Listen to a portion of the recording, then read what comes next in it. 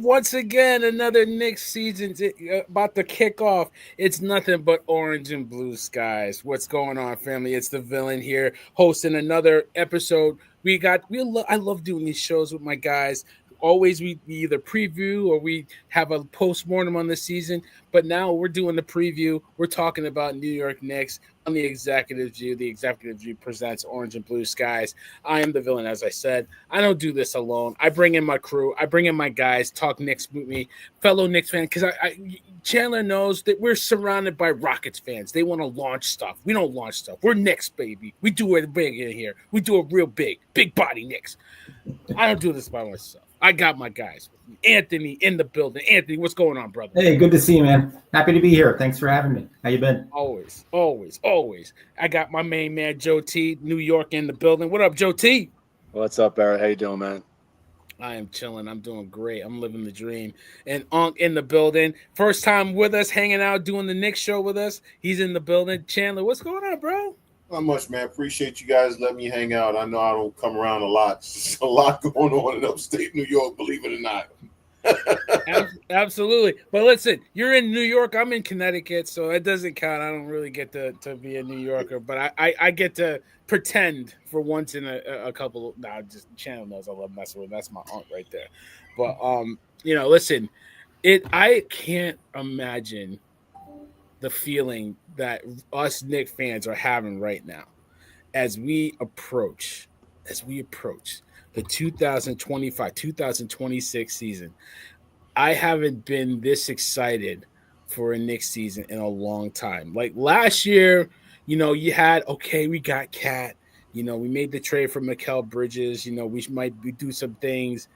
And now that everything's the ball's bounced a certain way, I don't know, dude. It just feels different. Like there's anticipation, but there's also expectation, right? Joe, talk to me, man. How are you feeling going into this season right now? I feel like now is the opportunity, more so than it's been for a little bit. I mean, the East feels wide open. We got a lot of injuries, which can go in our favor. We haven't really changed our starting five too much. People seem somewhat healthy. I'm sure we'll talk about that in a little bit. But yeah. I feel like it's either us or the Cavs. I mean, everyone's talking about the Magic coming up, but I don't know. I feel like the Magic, they've got a little bit more proving themselves to do. But I feel like the East is wide open for us, man. Now's the opportunity. It's basically finals or bust. If he doesn't get to the finals in the first season, he's going to be judged immediately because that's where they were last. Basically right the Eastern Conference Finals. So they got to get back to better. So that's how I feel. I feel it's good. I'm pumped. Wednesday's the day, right? 22nd. I think Wednesday's the first game. I mean, got a lot of anticipation. I'll kick it to you. Like honestly, looking at this season, when I looked at the odds and I did a little homework, I actually did my homework this time, Chandler. I'm a little bit more prepared than I usually am. The Knicks, this is the closest. I think they're the second best odds to get to the finals and win the finals, right? They haven't had this good of odds since the 95-96 season. And we all know how that season ended, the Ewing layup, doink off the back rim. The Knicks, the season before that, had, I think, the third or fourth best odds. That was Jordan's last, the Jordan season where he went to go play for the Barons, played baseball. Knicks actually went to the finals and were Game 7 away from bringing in a chip since the first one since 1973. So this is a lot of expectation, and the odds makers are in our favor. So Anthony, I'll kick it to you. How are you feeling going into the season, man? How are you feeling? Because you could be up and down on me. You give me odds. Yeah. I go up and down like in the course of one day to myself. Try living with me. I mean, that makes it even harder, I was reading an article before we jumped on about how they asked Cat today about his new role in the offense, and his answer, which was very honest, he said, "I don't know." He said, and that got me a little spooked hearing that 2 days out from the season opener. Yeah. So, he said we'll figure it out. I'm sure there'll be plenty of time to do that. So I'm going to choose to ignore that little soundbite and trust that they will figure it out. But I mean, super stoked. How can you not be? I mean, and it is the pressure. It is the expectations, like you said, that we're all feeling, and that's what's fueling this excitement we have. This is our window. It's like when Jordan went to go retire after the Knicks window. They almost seized it, fell a game short, and now we're kind of in a similar spot 30 years later. No Tatum, no Halliburton, I believe. This is if we can't do it now, I mean, not to say we can't beat those teams, because we did beat Tatum and the Celtics last year, but we may never get a better chance than this one. But I'm just so curious to see what Mike Brown's going to bring, and the pace that he brings offensively, and what it means on the defensive side of the floor as well. Yeah, absolutely. I mean, I think, Unc, we mentioned it on our show last week, can't forget about the Cavs. I think everybody's kind of sleeping on the Cavs a little bit. Unc corrected me on that, because I did forget about them myself, just because I'm so, amped up on the Knicks. But, Unc, I mean, talk to me about, how do you feel going into this season with the Knicks so far? This is, for me, I don't get optimistic about the Knicks. Y'all know, well, you know this, Barry. Y'all might not. But I've been a Knicks fan long enough to know that, I remember Chuck Robinson signing his free agent contract and then immediately grabbing his back once the ink was dry. Okay, I remember Marvin Webster, signing his free agent contract and immediately grabbing both his knees. All right. You understand what I'm saying? I'm old enough to remember all of those. Kiki Vandeweghe. Thank you. Yeah. Oh, my back. All right. Yeah, right. Just saying. But this team reminds me of the Pearl team when Pearl came over. Because you got two guys who play the same position. One of whom, who is the star, is willing to sacrifice so that, and I'm talking about Mitchell Robinson and Karl Anthony Towns. Okay. Because Pearl came to the Knicks. For those that don't know, his nickname wasn't Pearl, it was Black Jesus. Black Jesus. Yes, right? Let him know. He was better than Clyde. Don't let anybody tell you different. He sacrificed his game so they can win a championship. Pearl came to the Knicks and became basically a two-guard. Earl Monroe's one of the greatest point guards ever played this game. Karl Anthony Towns has the potential to be one of the greatest big men to play this game. Potential. He has the talent, tools. He's a five. He can shoot. He can run. He can rebound. He can offensive rebound. He defensive. He can block shots when he wants to. And so he's willing to move and run up and down the court, which means he had to lose weight. So Mitchell Robinson, who, listen, call the witches, call the obeahs, you know what I'm saying? Get the priests, get the rabbis. All of them need to bless Mitchell Robinson. All right, so he can play more than 50 games. Bubble wrap, please. Bubble wrap. That's what I'm saying. But if Mitchell Robinson plays 65 games and Cat plays 65 games, the Knicks are the best team in the Eastern Conference. Period. End of story. Absolutely. It's going to come down to how those two guys, because Jalen Brunson is going to be what Jalen Brunson is. The kid, Dadier, don't sleep on him. Don't listen to these clowns in the media. Oh, they're going to trade him. This kid is 6'8", long as hell, and has Penny Hardaway skills. He just doesn't know how to play yet. So imagine we get this kid some run. We get, is it Kolek or Kodalek? Kolek, I think. Tyler Kolek, right? Yeah, Tyler Kolek. We get him shooting threes. You got the French one. Dadier? Yabusele? Oh, Yabusele. Yabusele is very important this year. Yes. And I was going to get to that. I'll get to that. He has to learn how to play center. But, bro, if you look at this roster, show me a weak spot. And Mike Brown, this is not the Mike Brown in Cleveland. It's not the Mike Brown with the Lakers. This is the Sacramento Mike Brown. Right. The guy they fired after they almost won the conference, and then they were trash when he left. So I like this team. You bring up a lot of good points that I wanted to hit on. So let's just get right into it. So obviously we talked about the season ending show. We did it. We didn't have enough time to digest the finals before Thibodeau was fired. And we were talking about how he was fired and Mike Brown had got hired. I initially was a little not skeptical. I was like kind of the same guy, but then kind of talking to Chandler, doing my research. Yeah, he brings the same defensive intensity, but it's a different, he comes from that Popovich tree, right? He comes from Steve Kerr tree. He's handled stars, right? To Chandler's point, he coached the Lakers with Kobe Bryant. He coached LeBron James in Cleveland. So he's coached the big lights. He's coached stars. He's not going to be afraid of coming in here and coaching. He's done a lot of homework, a lot of research to understand what he needs to do. I actually kind of like this hire. From what I've seen so far, everything looks to be going pretty well in the preseason with the offensive flow. I think one thing is pace. It was a slower team last year. We're methodical. I think he's picking up the pace, less offensive sets, free forming, letting the guys do their thing. But I think to me, and I'll let anybody come in, feel free. I don't really care. We'll free form it. But I feel like the one weakness I see on this team is we don't have playmakers. Well, and from the standpoint of facilitators, right? So Jalen Brunson and Deuce McBride are scoring guards, right? Mm-hmm. Everybody gets their own shot. They get their own bucket. Is there a guy that can run a set and get other guys involved? Because to your point, Yabusele is a very important player, but he's not a guy that can create his own shot. He needs like that pick and pop, and he needs that pick and roll action to set him up. So, like, I felt like at the end of the season, we kind of got exposed in the Pacers series because we couldn't create offense for others.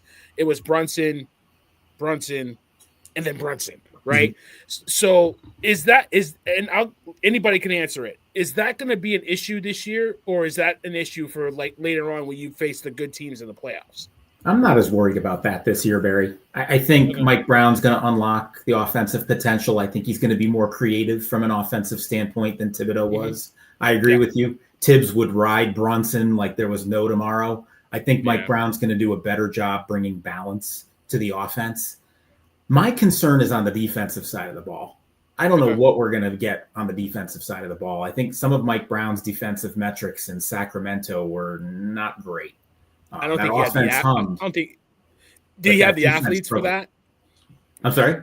Did he have the horses to play defense in Sacramento? Maybe not. Yeah. And he's got better players here on defense than he did there. Although I still think it's a problem having Cat and Brunson on the floor at the same time from a defensive standpoint.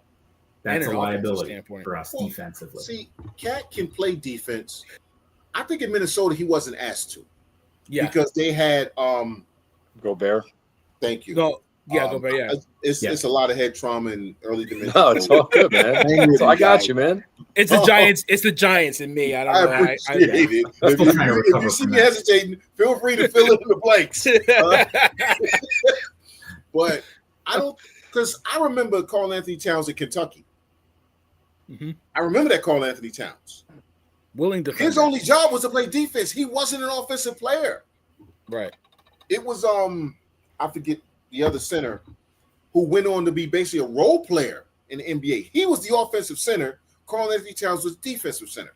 Karl Anthony Towns can play defense. Mm-hmm. He hasn't been asked to in the NBA because, oh my God, you're 7 foot and you can handle and you can shoot. Stand at the 3-point line and just jack them up. Because that's the era we're in. Right. So defensively, I'm not worried. We have enough dogs. Jordan Clarkson, whether people believe it or not, likes to play defense. McBride likes to play defense. Yabusele likes to play defense.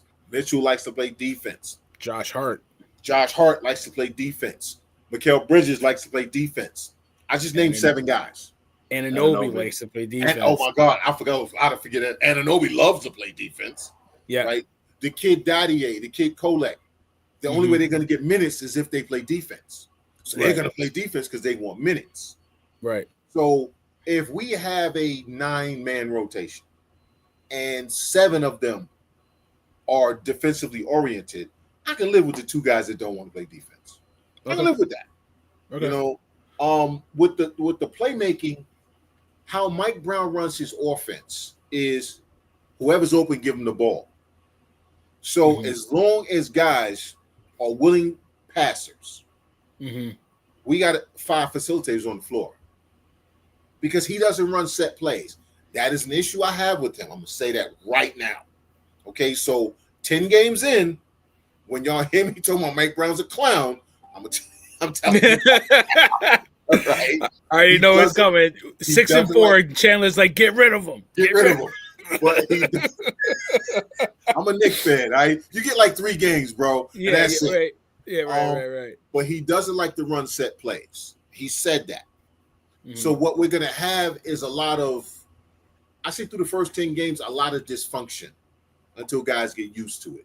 And what I call dysfunction is there's gonna be a lot of, I think there'll be a lot of turnovers early. You know what I'm saying? I think there'll be a lot of missed passes and what the hell was he thinking and all of that. Right. Guys holding the ball too long or giving it up too quick because they don't know. They're not used to this. It's a different type of offense. So, but again, I hate to be optimistic about the Knicks, man, because then I get my heart broken like June. Listen, when Pat missed that layup, I was in the middle of, where the hell was I? We were in the Arabian Gulf, 3 months into a 6-month cruise. I was the only Knicks fan on the ship. I got crap from the CEO of the boat down to the lowest ranked person because I was only New Yorker on it. 250 people. 249 that gave me shit for the next 90 days. Because what was that, 95 you're talking 95, about? yeah. 95, yeah. I mean, that one hurt.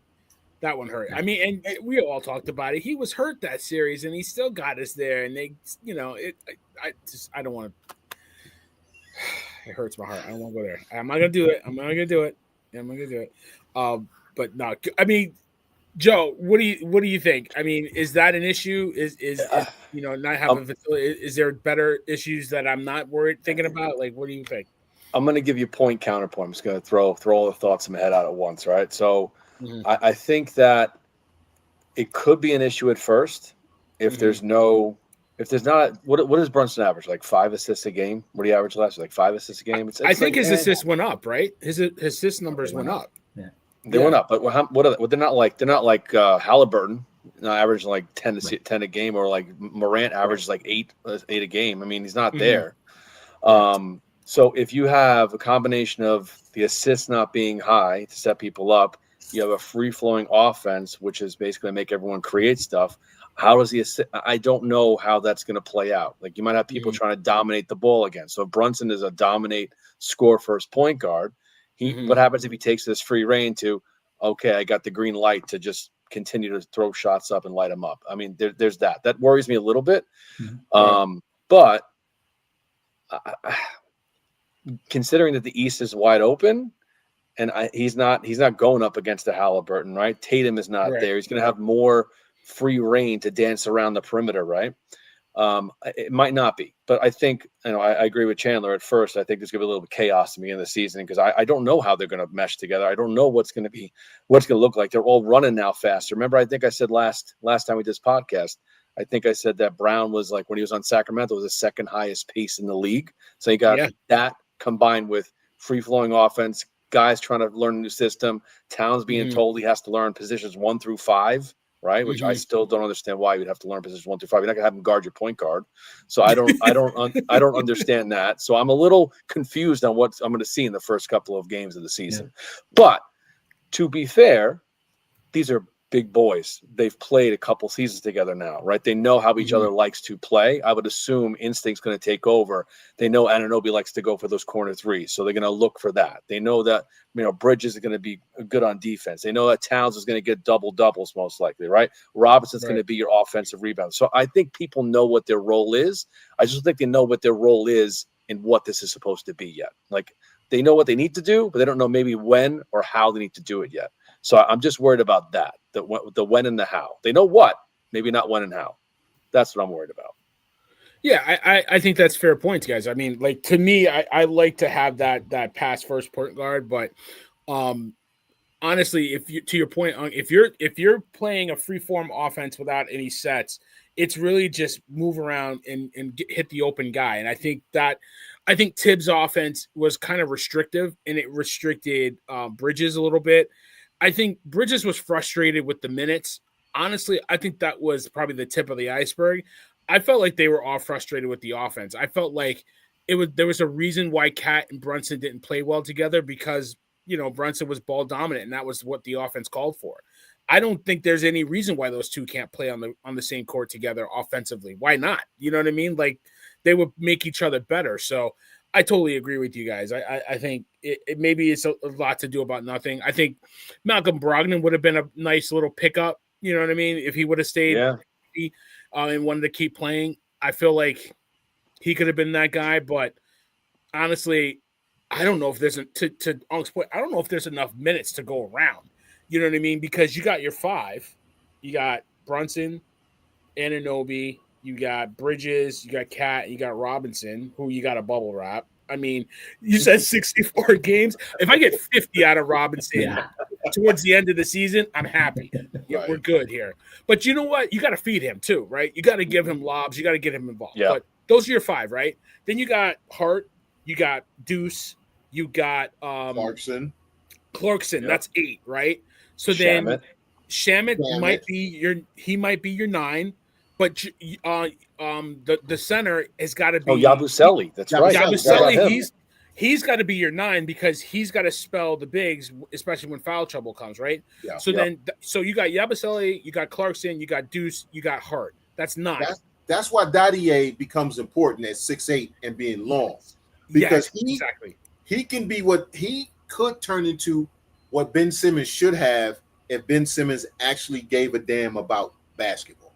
Yeah, anything really. Exactly. But that's a great point. So it's like you got 9 right off the bat. Shamet might be 10. I don't know how deep he go. I mean, what do you guys think, Ant? Like, what do you think? He'll go 10 deep. He did Sacramento. He went 10 deep in Sacramento. Yeah, he's and I think that's why Mike Brown is here. I think they were sick and tired of how short the bench was under Tibbs. Yeah. And they're going to go the opposite extreme now. They're going to try to go 10, I think. Yeah. Absolutely. Yeah, because they had the talent for it. And you're paying guys, you're bringing in guys, you're giving them $3 million, $4 million, $5 million, and they don't get to play. If I'm the general manager, what the hell am I paying this guy for if you ain't going to play him? Right. I could go get a G Leaguer, bro, for $100,000. I ain't got to give nobody $5 million yet. Right. Well, it's a little bit more now. I see backup players today getting 126. God, bro, we picked the wrong story. We were born a couple of years too early. Bro. You know what I mean?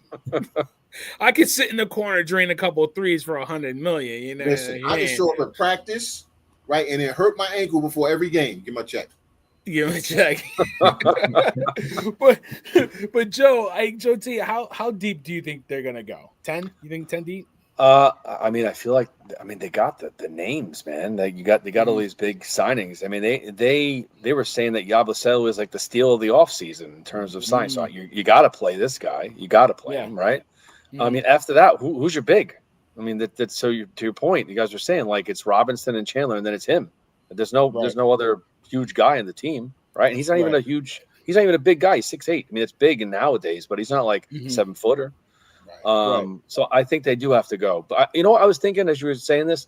Do you guys think they're going to have Clarkson do a little backup point guard work? Yes. Or are they going to make Deuce do it? I think what I'm thinking. I think Deuce can handle it. What were you saying? I think Clarkson, because that's how to use Clarkson. In Utah, Clarkson ran the second unit. Mm-hmm. That's true. Clarkson ran the second unit in Utah. Mm-hmm. Absolutely. So he was the scorer, he was the distributor, he was a ball handler, he set up the offense, and then he ran to the corner and just killed people. So he can do it. And remember, Jordan Clarkson, early in his career, he played the point and the 2 guard in LA. Everybody forgets that. Forgot about right. But he like Ant, he wanted to get his he want his field goal attempts, baby. I'm gonna get my shots. He's gonna get his shot off. So, but he also said, and I love this. He'll play he'll be a Swiss Army knife. He said he'll play any role that's needed. He get 1 off the bench, 2 off the bench. He'll take shots. He'll facilitate. He plays great defense. He brings it all. He really does. He's one of the best bench depth pieces signings that we've seen in many years. Yeah. I'm really I excited. wasn't over like to your point. I wasn't overly thrilled with the offseason. I thought it was a good offseason. I wasn't overly, but now that you look at the pieces that they already have that they brought back, I think giving Bridges that extension, I think was huge. Yeah. Just for the standpoint, like he doesn't have to think about it. He doesn't have to worry about it. He's here. He's a Knick. We want him here. I felt like he put a lot of pressure on himself last year. But like when you watched him, I think me and Joe, we talked about it. Like that Boston series was a coming out party for him. Like we don't win that series without him. Yeah, we got what we paid for in that series. But he showed us.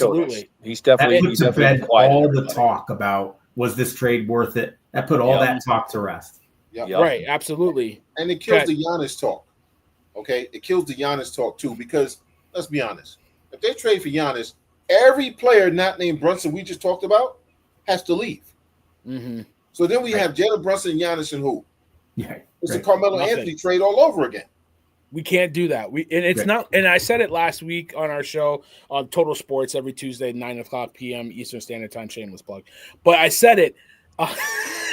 It's that trade talk is never going away because it came up. Yep. If it didn't leak, we aren't talking about it. It's never going to go away until it happens. People leaked that, by the way. They did. That wasn't Dolan that leaked that because we know what Dolan's leaks look like. That was Giannis who leaked that. And it's so frustrating. It's so annoying. It's not like I wouldn't want, like, let's be honest. If we get Giannis, I'm not going to be bitter about it. I'm going to be mad. But, like, dude, to your point, like, we got 1 through 10 that we think we could do some damage. Maybe 1 through 12. And now we're going to gut, probably five, 6 players to get Giannis. And, like, and then, we got to take one of his brothers. Like, it's just a disaster, man. You know what I mean? Like, everybody talk about the nepotism with LeBron, but like Giannis is low key keeping his brothers on a payroll. You know what I'm saying? It's like, I don't want that. I don't want that stuff. It would be such the opposite of a Leon Rose move to do something like that. It would be so completely uncharacteristic of him that I could never see him mortgaging half the team. Move, though. It would be a Dolan move. Absolutely. Yeah, exactly. But what I like about what's going on is we didn't build it directly through the draft like other teams have, like the Warriors didn't, but it's been a methodical pace to get to this point, right? It's Brunson being that free agent signing that everybody killed, those guys that and the alphabet soup up in Bristol didn't like the trade. I mean, the offseason acquisition, that was the biggest, egg on their face. But since then, it's been methodical, like getting Anunoby. We've talked about it. Replacing Anunoby for RJ Barrett was the smart move. He fits better, right? And then using those trade chips patiently instead of going after this big splash that's not going to do anything, but then pushing the cards in when you had the right hand. You push the cards and then you got Bridges. You push the cards and you got Cat, right? It's been methodical. So to this point, now you're at a point where, all right, I like where we at. Like we didn't rush it. Like to your point, we all remember the panic mode when we got Melo. And I love Melo. I wanted him here, but that was a panic move to bring him here. It's not a panic move how we used trade picks, bring these guys in, didn't gut the team. We replaced pieces, got better in the process. So but that's I just like where the draft, Barry. Everybody thinks building through the draft is drafting players and developing. Sometimes it's using your draft capital to get the players you need. If I have enough draft capital, technically, aren't I building through the draft by using my draft capital? That's the whole point to having it. So, because if there's nobody I want to draft, let me stockpile these picks. Hey, here's a second for a higher second. Here's a second for a lower second. I got 17,000 second round picks. I got a couple of first round picks. What you want, bro? Exactly. Right? Because there's only 2 rounds of NBA draft, and every team is stashing players. So which is why the Bridges deal. Go ahead. Which is why the Bridges trade is such a steal. Who are the guys we're talking about that we had to give up in that trade? Right. You don't know. You can't even name them. So you won't know. Done deal. You won't know for another 3-4 years. Round picks. Because if the Knicks are in the conference finals, that's what, 28, 29, 30? Somewhere in that neighborhood? That's a second round pick, let's be honest. Right. So what did we really get? Oh, they gave us 5 first round picks. Bro, if I'm in the playoffs every year and I'm advancing to the finals, that first round pick is trash. Right. Unless it's Brooklyn's pick. But you know what I mean? Like to your point, but you don't know what you're gonna get with those picks. Do you know if that second, third pick in the overall the draft's gonna pan out to be anything? Probably won't. You've seen plenty of those picks become bust. You know what I'm saying? Like you're trading what you think you might have in that pick for what you know you're gonna get right now. And to your point, how many picks did they trade to get Cat and Bridges? What, 7, 8 picks? Who knows? It was are those 5 7 for Bridges, 5 for Bridges, and probably 2 for Cat. So 2 7. for Yeah, Cat, I think. but are those 7, 8 players? Let's say it's 7 players. Are those 7 players going to be on your team? There's only 12 spots on your team. Probably not. You know what I'm saying? So it's like, what are we talking about here? You know what I mean? So I get it. But Joe, like we talked about it, like I think the offseason, you said it was a really solid offseason. I think, is there a player or two that I wish came back, like maybe Precious? Maybe, because I like his I'd energy. love to have Precious back, bro. He was a good player, man. He did all the dirty work. He was a really good player. But, I mean, they didn't have the spot for him. We all knew when he got that 1 year, what was it, $4 million? That was just a one. It was like, thank you. You're going to be gone after this season type of thing. Right. Come back, and that's it. I mean, he just got waived. So, if something happens...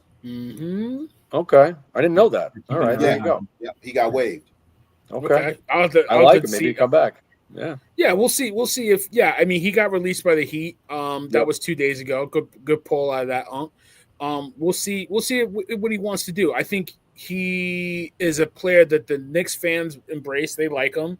I think the players love playing with him. I think he's a good if he's your 12th guy on the bench and you had to bring him in. We had to bring him in the playoffs. I think it was the Boston series or it was the Pacers series, and he played well. So so I like that. I like that about him. I think he's a good fit for this team, and I think you couldn't do any worse with him. But all in all, Joe, I like what we did in the offseason. Like I agree, man. Go ahead. I'll let you. No, I agree. I mean, anything is better than the season when we gave Jerome James a 30-something million dollar. Why you gotta pull that name out? And your nickname is Big Snacks. I mean, come on, man. So anything's better than that, man. I'm feeling good. I'm feeling good. No, absolutely. That was a pull from God, James.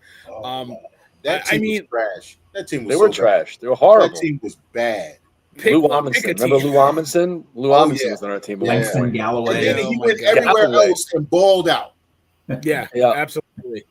So anything's better than what we used to be, man. So I'm happy. Yeah, I'm happy. Yeah, I mean, it honestly, I'll look forward to to you guys' point. The offensive pacing for this team. I think the defense will take care of itself because you got willing defenders. To you guys' point, but I think easier buckets. The only one last year that was willing to or even available to get easy buckets was Josh Hart. Running up and down the court. Nobody else, they always wanted to, settle it down, slow it down, throw it back and everything. I think if anything, I would love to see, and you guys can jump all over me if you want. Please go ahead. That's why I love this show. I would love to see Brunson's offensive numbers come down a little bit. Yes. Come down a couple points. You know what I mean? To save him, because we don't need you to hold the ball and score 40 a night. Right.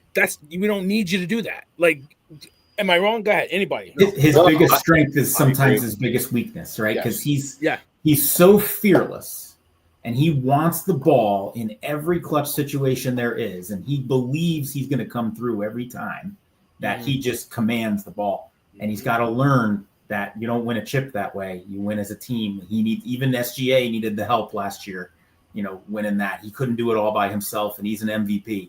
Brunson's got to learn that too. So Isaiah Thomas came into the league as a scoring point guard. Mm-hmm. The Pistons didn't start winning until Isaiah stopped scoring 30 points a game. Right. When he was 20 to 25 points a game, but his assists went up. And then in the fourth quarter, Isaiah would light you up. For 3 quarters, he was pedestrian. That fourth quarter, Isaiah would light you up. That's what I want to see out of Brunson. I don't need you to expend an energy the first 3 quarters. Let everybody else eat, unless it's one of those games where everybody else is, because it happens. You got everybody missing shots. Okay, bro, go do you. Let everybody else eat. 4th quarter, we going to Jalen. We going to Jalen. We run a screen for Jalen. We run a back screen for Jalen. We run a down screen for Jalen. We run 4 picks for Jalen. We run a pick and roll for Jalen. And then once they start focusing on him, cat, run, cat, run, cat, run. That is what's missing with a lot of these ball dominant guards is they don't understand the concept of conservation. It's sort of like the Roger Clemens, Pedro Martinez. They throw 90, 92, 90, 93, 90, 94. 7th, 8th inning now is 95, 96. Where the hell did that come from? That's what we need out of Jalen Brunson. Right. I think someone said it recently, like, I just had my fantasy draft, right? And I picked Donovan Mitchell, right? And they're saying he's maybe worth a 2nd round pick, not a 1st round pick. And the reason being is because his team is that much better than where he was. So his numbers have come down a little bit. If Brunson can do the same thing, to Chandler's point, we're good. That's what we need. That's team basketball, man. Yep. That's what we need to do. We got to take it up a level, and he's got to take it down a level. So I think if he does that and learns that lesson, we're going to be good.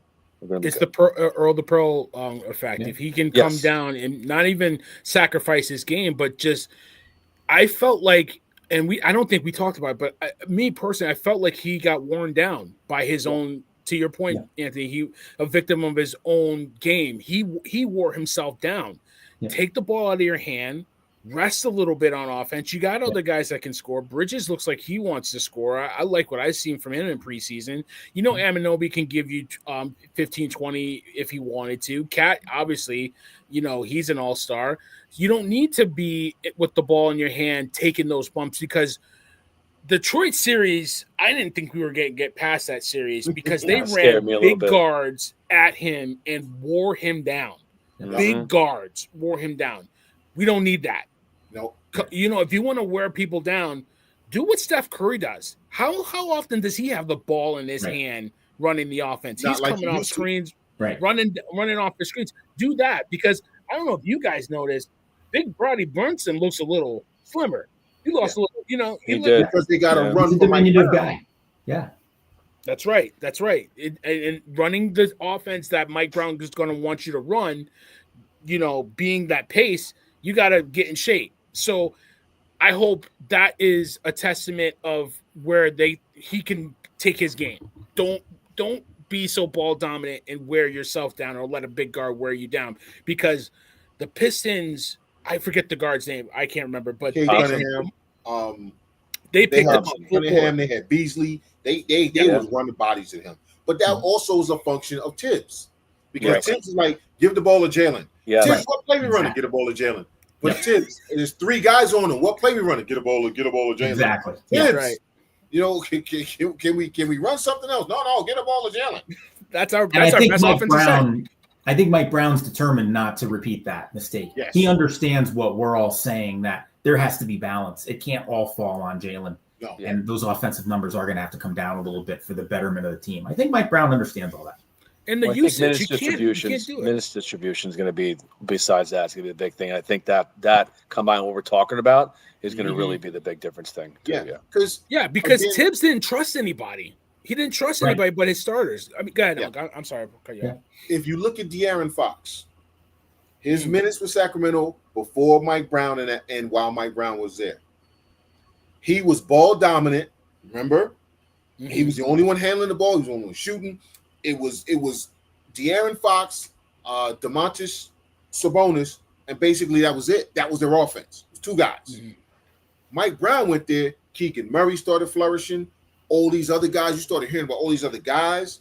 I mean, Rashawn Holmes had a resurgence of his career, and then of course they let him go somewhere else, and he disappeared again. But if you think about the Sacramento Mike Brown teams, you were hearing names of people like, "Oh my God, is he still in the NBA? Who the hell is that guy?" Right? And you stopped hearing about De'Aaron Fox. Yes, that's what Mike Brown's offense does. It's very similar to Pop's offense, very similar to Steve Kerr's offense, which is again the genesis of Pop, right? Which is the genesis of Don Nelson, which is give the ball to the open guy. Right. I don't care who it is. If he's open, give it to him, and when you get it, shoot it. We'll get the rebound if you miss. I don't care. We're going to get up a lot of shots. Run TMC. All they did was run up and down, find an open guy, and jack it up. But they rebounded and they played defense. Absolutely. So I mean, that's the key. Don't to your point, Joe, and like don't overuse these guys. The usage, you got to be able to distribute the minutes. You only get what you get 48 minutes, right, between 5 guys. You know, quick math. I mean, I could do my math, but that's 240. That's 240 some odd minutes, right? Check me if I'm wrong. I just did it in my head real fast. Sounds good. Sounds about right? So, This New York, we don't check our work anymore. We'll trust you. 9:42 at night. We'll trust your math. I turn my work brain off, Barry. I'll do the math real quick. I'll do 48 times 5. 240. Look at that. I'm a genius. There you go. But 240 minutes, right? So, out of that 240, you got to give Clarkson about 20, right? Yes, 15. You got to give Deuce about 20 to 25. Hart, you got to give him about 20, 25. So the minutes start to diminish once you start getting into that bench. It didn't as far as Tibbs because he went 6, maybe 7 deep, right? So, you won't have to give Brunson 40 plus minutes a game. You can get him down to 35, save his legs. You know what I mean? Give him some real time. So, yeah, it's going to be interesting to see how Mike handles the minutes. I think he's playing with rotations in the preseason. I don't know if you guys have caught any preseason games. I caught a couple. Against the Sixers, look good, but he's tinkering with lineups. I think that's going to be key. I like that. That Wizards game was an experiment. Letting guys play, and saying, okay, y'all gonna sit on the bench because there's gonna be some nights where y'all suck, and I'm gonna have to play these bench guys. So let me see how they play together. Right. That it's amazing what coaching does. I'm not saying Tibbs is great if you need to build your organization, set a foundation of work, right, and establish how you want to play. Mm-hmm. That's his ceiling. Nothing wrong with that. It's not a negative. It's not a knock. Tibbs is not a championship coach. That's not a knock. There's a whole lot of coaches in the Hall of Fame and never won a championship. Mm-hmm. Right. Okay. There are some guys. Mark Jackson was a great coach. He wasn't the one to take them to a championship. No. There's nothing wrong with that. Know your role. Stay in your lane. Tibbs is Buck Showalter in 95. Yes. Right. So that Yankee team in the early 90s was complete trash. Yep. Buck came in and built that team up, but couldn't get him over the hump. Right. Now, hopefully, Mike Brown is Joe Torre. Wouldn't it be great if he's Joe Torre? Oh, my God. But wouldn't it be great if you had that guy that could take it to the next level? You know what I'm saying?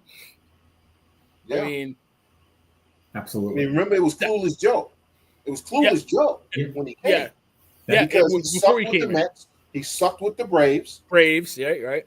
Mike Brown basically got fired by LeBron. Okay. Yeah. Then he got fired by LeBron in LA. For no reason. I don't know. Why you don't like? Why he won a chip? What did Mike Brown do to this man? I know. Didn't he win you a chip? Like, I'm just saying. No, that was Tyronn Lue. But Mike Brown is a winning coach, man.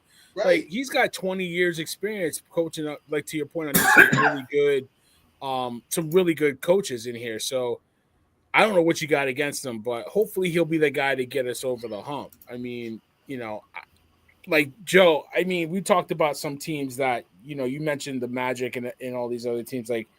In the East, I mean, the West is stacked. We already know that. Take your chances, get to the finals, take your chances. In the East, is there any team that is alarming to you? I mean, Cleveland, to me, is probably one of those teams, but any other team that you're watching out? Cleveland is just big. I mean, we beat them already, though. So I feel like we're better than we were when we beat them the first time, but they have another year under their belt now. So, I mean, Cleveland's probably the biggest one for me.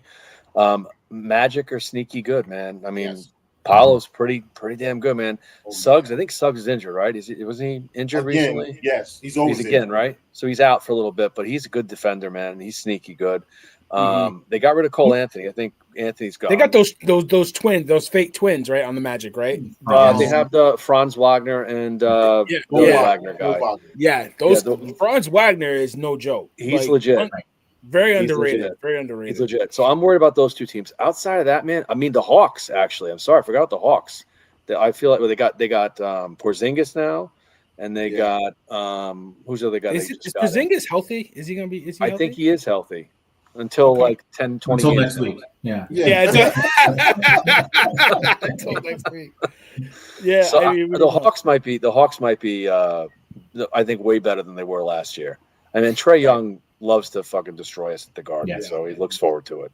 Yes, but I think that's about it, man. I think Cavs, then Hawks and Magic, and I don't know how I feel between who's the second between those two, but that's all. I'm gonna give you a team that we all hate, but a player who we've been saying for years, if he just stopped eating Jollof rice, stop eating burgers, stop trailing grease up and down the court. You know what I'm talking about, Barry? You talk about Zion? Embiid. Did you see Embiid that last preseason game? No. He was actually in shape. We'll see how that long. He lost weight, right? Mm-hmm. If Embiid actually dedicates himself to staying in shape, Philly's a problem. Yeah, he is a beast when healthy. But his knees are always an issue. His knees. I know, and that's why he has to keep the weight off. If he keeps the weight off, his knees will be less problems. And let's be honest, Joel Embiid's one of the top big men in the game. No, 100% agree with you. 100%. When healthy is the thing. I mean, that knee brace he wore. Look, he had a second leg on his other leg. It was like that big, that knee brace, man. It was huge. What was going on with his knee? I didn't think they even said what it was, right? It was a messed up surgery, right? I don't even know. They messed up the surgery. They didn't get the surgery. He was still overweight, which exacerbated the condition. His biggest issue, shouldn't have played in the Olympics. He never should have played. Yeah. His issue has always been conditioning. If that man he doesn't need to be over 270 pounds. Right. If he's 280 or better, he ain't playing. 270, he's a problem. We'll see how is George ready to go? Is he healthy? No, I don't think so. No, right? Without Paul George, remember they still have what's the guy? Maxey's good. They got Maxey and the guard we let go. Yes. Quentin Grimes, right? Quentin Grimes is now. Yeah, they just resigned him, right? Yeah. They still have that team. It's not a lot of names, but they play hard as hell. Mm-hmm. Yeah, Maxey is a really good player. He's Maxey. I think the best thing that happened was Paul George and being hurt, because he's a terrific player, and I think he's gonna be really good in this league. But Philly, you got to keep an eye on. I think we could beat him. We beat him in a series before, healthy, not healthy. Embiid trying to hurt my guy Mitchell Robinson. I'll never forgive him for that. But that was trash. He's absolute trash. But even him on one leg, they took us the distance with him on one leg. Yeah, they gave us a problem. So he is legit. No question about it. Anthony, who are you looking at this year as a problem for the Knicks? Yeah, I think Cleveland is the biggest threat. I agree with Joe. But you got to keep an eye on Orlando. They played us tough last year, if you recall. There were a couple games that they eked out against us. They just played us a little differently, a little bit better than most teams did. So I'm a little curious about them.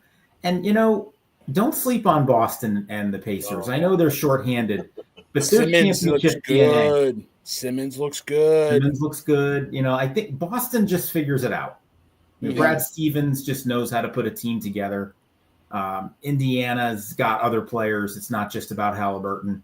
Rick Carlisle always has them ready to go. Right. This is our window. I agree. I still think we're the most talented team in the conference, but that doesn't guarantee anything. Talent only gets you so far. These other teams we talk about have grit. They've been there. They know how to win tough games. They know how to play us tough. And teams get up to play the Knicks. Yep. Yeah. Teams want to beat the Knicks, especially in our house, so we got to be ready for everybody's best shot every single night. We can't take a night off because we got a target on our back. We really do. Everybody knows we're the favorites out of the East. Everybody's got this resentment towards the Knicks and the love that the Knicks get. They want to throw shade on that. So it's going to be tough.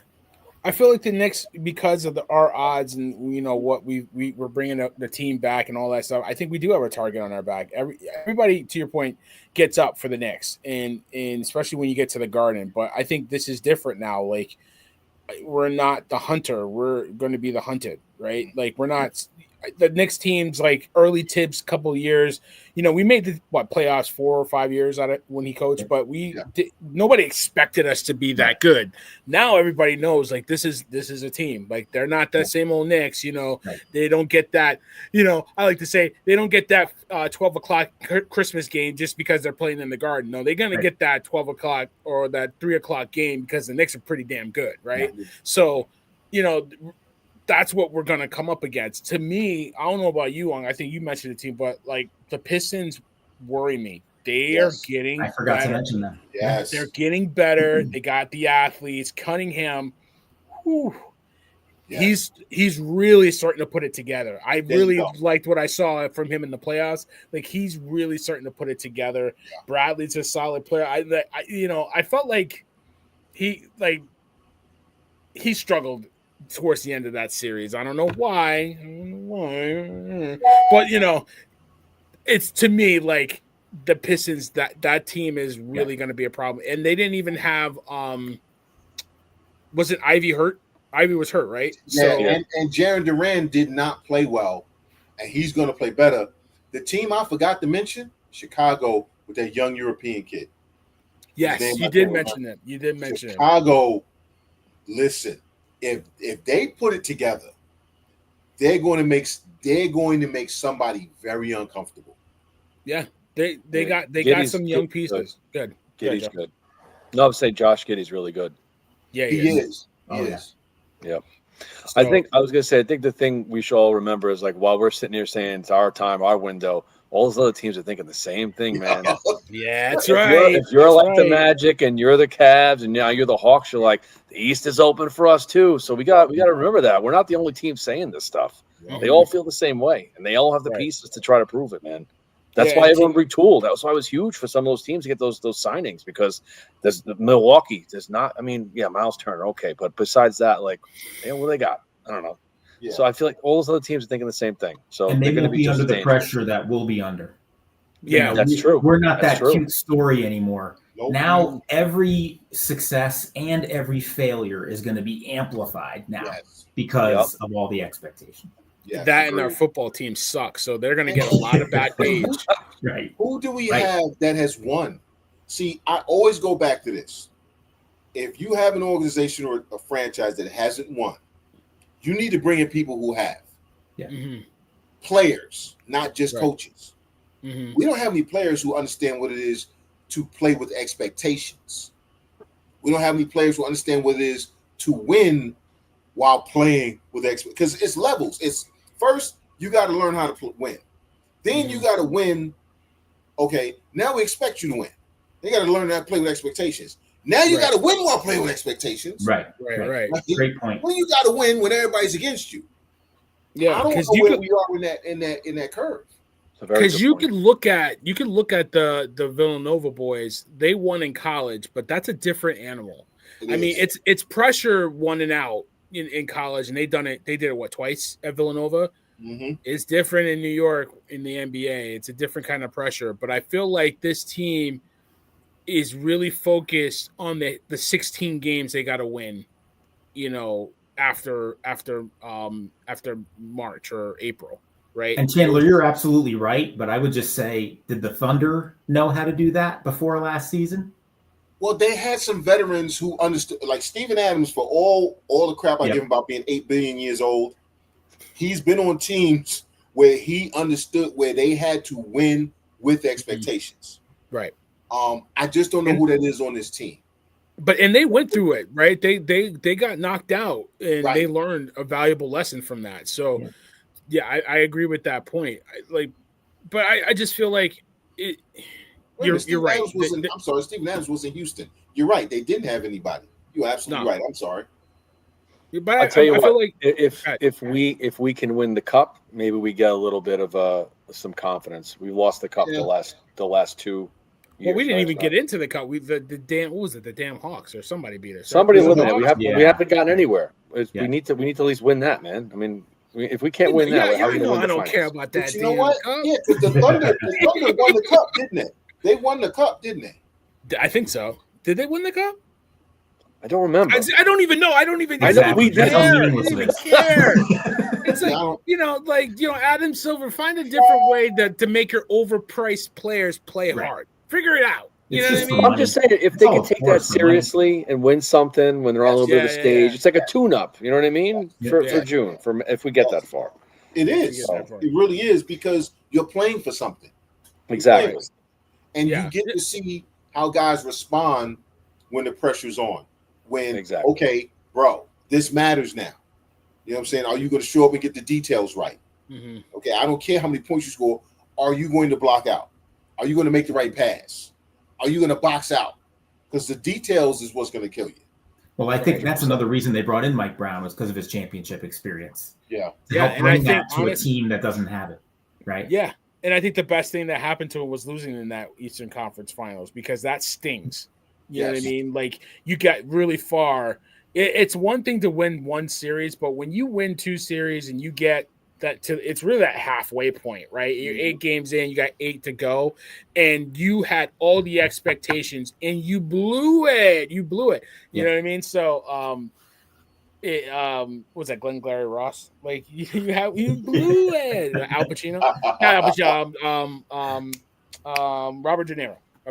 Sorry, but you know what I mean. Like, you had it right there. Listen, Ant, you was up and down, but when we won that Celtics series, we were like, we going to the finals. That was our championship. And then it just crashed. Like, I didn't want to go rehash it, but God damn it, that game 1. If we win that game 1, oh my God, yeah. If we win game 1, the game they gave away, yes. The game if we didn't give that game away, we gonna go up against the Thunder and take our best shot. You know what I mean? Yeah, I think we would have lost to the Thunder. I think it would have been. The Pacers pushed them. The Pacers pushed them. Yeah, the Pacers play with more guys, though. Series than the Pacers series. Yeah, I do. But I think the Thunder still, because the Thunder would they want one of those magic carpet rides, man. It happens sometimes. They want a magic carpet ride.